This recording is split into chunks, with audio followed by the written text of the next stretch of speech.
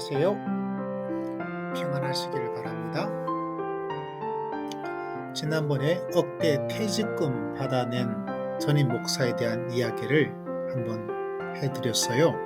퇴직하면서 교회에 소송을 해서까지 퇴직금을 받아내어서 공분을 자아냈죠. 자세한 사정은 모르지만 참 안타까워요. 후임 목사님 오셔서 한 사람 한 사람 성도 30여 명의 성도를 위해서 기도하시고 장례식 했더니 준 감사의 마음까지 거절하면서 밥을 먹고 사는 것만 해도 감사하다는 정말 아름다운 위대한 목사님. 그 이야기를 듣고 아마 분당 우리 교회에서 제가 들어보니까 반주자도 가신 분 계시고요.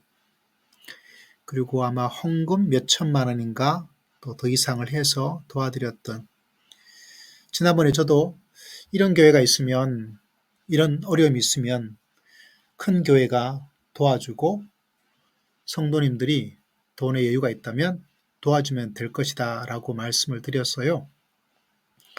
그런데 우연히 다른 영상을 한번 듣게 되는데 진짜로 그런 일이 일어나서 역시 아름답고 귀한 교회다라고 생각을 했습니다. 그런데 여러분, 우리가 꼭 기억해야 될 것이 좀 있어요. 이런 문제가 생기는 것, 이런 문제가 일어나지 않도록 하는 것, 과연 어떻게 하면 좋을까?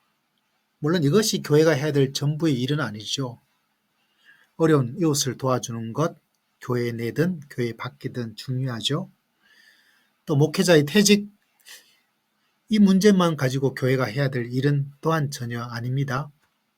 단지 이런 일이 어떻게 하는 것이 좋을까라는 하나님의 뜻을 상고하는 과정에 있다는 것을 말씀을 드립니다. 지난번 영상과 동일하게 한국교회는 개교회 위주가 지금은 개교회 위주를 뛰어넘어서 사교회 위주가 되어가고 있는 상황이라고 말을 할 정도예요. 아마 잘 알고 있는 것처럼 개인적, 사적, 그 차이는 정확하게 저도 아직 정의를 못 내렸지만, 사적은 개인적 한 사람의 이익을 위해서 어떤 것을 하는 것, 심지어 교회도 자기 자신의 이익을 위해서 뭐든지 하는 좀 그런 이미지를 가졌고 있다고 볼 수가 있어요. 사교회든 개교회든 한국 교회가 가지고 있는 가장 취약적인 부분이죠. 우리가 다니는 교회, 내가 다니는 교회, 내가 선택하는 교회, 이것만 잘 되면 다 좋은 것이다. 이런 여러 가지 생각들을 많이 하고 있고, 그런데 여러분, 왜 제가 그 교회에 도와주면 되지 않느냐, 그 우리 교회도 아닌데 왜 책임을 져야 되는가 의문 들죠. 왜냐하면 이미 우리가 개교회 위주에 이미 익숙해 있기 때문에 우리 교회는 우리 교회고 저 교회는 저 교회고 조금의 도와주면 괜찮지만, 그를 공적인 제도적인 어떤 것을 만드는 것은 글쎄 이렇게 의문을 가질 수밖에 없습니다. 조금 사회적 용어를 쓰자면 제도를 만들자고 하는 것은 조금 진보적인 성향이고요. 좀 도와주는 개인적 도움의 손길, 그렇지만 어쩔 수 없지 않느냐라는 것은 조금 보수적인 색깔을 가지고 있다고 할 수가 있습니다.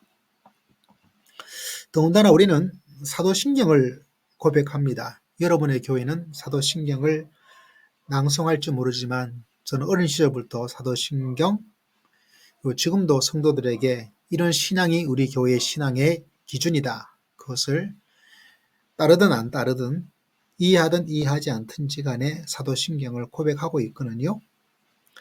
그 가운데서 우리는 거룩한 공회라는 공회를 믿는다고 말을 하고 있어요. 공회, 공적인 회, 개교의 반대라고 보시면 되죠. 그리고 아쉽게도 이 번역이 되어지는 영어는 캐톨릭이란 단어가 들어가요. 물론 우리가 알고 있는 가톨릭 교회랑 다르고 보편교회, 우주적 교회, 지상에 있는 이단을 제외하고 하나된 교회. 다시 말하자면 우리 교회, 저 교회 그 말도 맞지만 공예적 차원에서 사도신경적 교회 간에 의하자면 우리 모두의 교회예요. 우리 모두의 교회. 저 교회 은퇴하시는 목사님, 우리 교회 목사님 다르지만 또 동일하게 우리 모두의 교회가 되는 것이죠. 이거를 우리가 잃어버리고 있습니다. 우리는 사도신경을 고백하고 있지만 저도 전혀 사도적이지가 않아요. 신앙의 고백에 하나님과 예수님과 성령에 대한 부분은 함께 고백하고 있지만 그 나머지의 어떤 부분, 거룩한 공회에 대한 개교회가 아니라 사교회가 아니라 공회로서의 교회, 그거를 우리가 상실해 버릴 때가 너무나 많이 있다는 거죠. 이거를 똑같이 이렇게 말하기는 좀 어려운데 여러분 아마 교회 다니시는 목사님들은 알고 장로님은 아실 텐데 개교회가 그 다음에 시차례가 있고 그 다음에 노회가 있고 총회가 있잖아요. 거기에 총회비를 내고 시차비를 내요. 시차비는 좀 작은 액수고요. 노회비를 냅니다.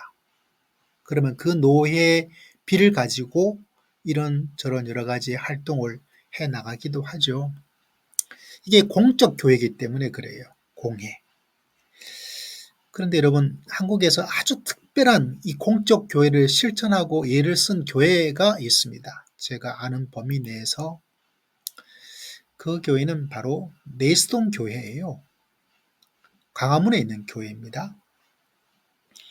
지금은 은퇴하신 박이천 목사님께서 교회 전체 예산 제가 기억하기로는 그것의 10의 1을 내는 노예에서 그 노예가 유지하고 노예가 하는 사역들, 선교사도 있고요. 미자립 교회를 도와주는 것도 있고요. 그런 부분들 활동하셨던 그런 이야기가 나타나 있어요. 근데 이렇게 하는 교회가 한국에서는 아마 유일할 겁니다. 내스동 교회를 가지고 있던 교회. 아마 이 교회도 그 부담이 많이 되어서 토론이 되어져서 아주 이렇게 자세하게 어떻게 할지 고민하는 그런 일들을 적어 놓은 것이 있더라고요. 교회가 여러 가지 일들을 이야기하면서 다른 것이 아니라 공적 교회로서 노예 역할을 하기 위해서 굉장히 많은 액수를 이야기를 노예비로 내었던 그런 경우가 있습니다. 상해비 여기 나오죠. 1, 10, 100, 1000, 만, 10만, 100만, 1000만, 9천만 원이에요. 이 9천만 원이 이 내스동 교회 교육비 예산보다 더 많아요. 그리고 내스동 교회가 경기 노예거든요. 경기 노예 예산의 3분의 1이에요. 공적 교회를 유지하기 위해서 이렇게 하고 있는 이런 교회도 있어요. 참 대단하지 않습니까? 물론 이것이 유일한 해결책 그것은 아니지만 성경의 전체적 흐름을 바라볼 때 가난한 자를 두지 않고 도와줄 절대적 사실들을 이스라엘 민족에게 가장 강하게 요구했던 하나님의 말씀을 우리는 기억할 필요가 있습니다. 물론 목사님만 그렇게 하는 것 그런 의미는 아니에요. 어렵고 힘든 다른 사람을 위해서 하는 모든 것 다 포함이 될 수밖에 없겠죠. 단지 억대 빚을 지도록 만들었던 이 이야기를 통해서 말씀을 상고하고 말씀을 하나님의 뜻을 찾아내려고 애를 쓰고 있다는 사실입니다. 그런 의미에서 공적인 어떤 교회 모습을 회복하는 것, 그것이 이 시대에 가장 중요한 신앙적 목표. 여러분, 교회가 이런 교회가 되도록 만드는 것, 여러분 교회에 노예비를 잘 내도록 해주셨으면 좋겠어요. 저런 어려운 교회 일들이, 불미스러운 일들이 일어나지 않을, 물론 완벽하진 않겠지만 그런 것이 개교회를 다니고 개교회에 익숙해져 있는, 이제는 사도 신경적 교회로 가야 될 시점이거든요. 이걸 회복하기 위해서 우리가 개교회를 벗어나서 공교회로 나아갈 수 있는, 우리가 진짜 사도들의 신앙 위에 서 있는 한국 교회를 생각한다면 이런 모습을 가지고 있는 것. 오늘은 참 비가 많이 왔습니다. 비를 많이 맞았고 전도를 해야 되는데 전도도 하지 못했고 더 많이 기도하고 말씀을 묵상하고 그런 시간으로 보내고 있습니다. 그래서 오늘은 시간이 조금 여유가 있어서 이 문제에 대해서 두 번째 영상을 찍게 되었습니다. 우리 한국교회가 개교를 뛰어넘어서 공교회로 나아가는 발전이 이루어질 수 있도록 기도를 드리고, 비가 오는 오늘 여름 모두가 건강하시기를 기도하고 또한 축복합니다.